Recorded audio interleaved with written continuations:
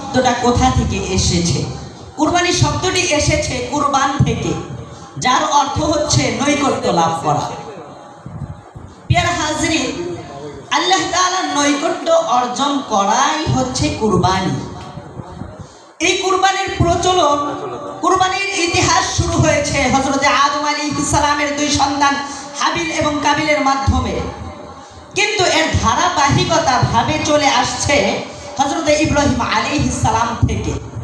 প্রিয় হাজরিন, আল্লাহ রাব্বুল আলামিন বলেন, ফালাম্মা বালাগা মাহুস সা'য়া ক্বালা ইয়া বুনাইয়া ইন্নী আরা ফিল মানামি আন্নী আযবাহুকা ফানজুর মাযা তারা ক্বালা ইয়া আবাতি ফাআল মা তু'মার সাতাজিদুনি ইনশাআল্লাহু মিনাস সাবিরিন। যেই বয়সে পিতার হাত ধরে সন্তান হাঁটাহাঁটি করবে, এই বয়সে হযরত ইব্রাহিম আলাইহিস সালাম তার পুত্রকে বলল, হে আমার পুত্র, আমি স্বপ্নের মধ্যে দেখেছি, একবার নয়, দুইবার নয়, তিনবার স্বপ্নে দেখেছি আমি তোমাকে জবেহ করছি, সুতরাং তোমার কি মনে হচ্ছে এটা থেকে? তখন ইব্রাহিম আলাইহিস সালামকে তার পুত্র বলল, হে আমার পিতা, আপনি স্বপ্নের মধ্যে যে নিদর্শন পেয়েছেন এটাই আপনি পালন করুন। সাতাজিদুনি ইনশাআল্লাহু মিনাস সাবিরিন, ধৈর্যশীলদের মধ্যেই আমাকে পাবেন।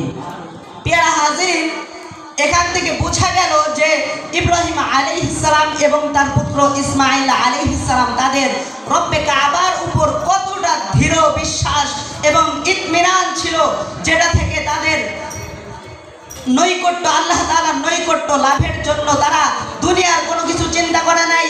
শয়তান কিন্তু তাদেরকে বাধা দিয়েছে, তারা কিন্তু এইটা শয়তানের দিকে মুখোমুখি হয় নাই।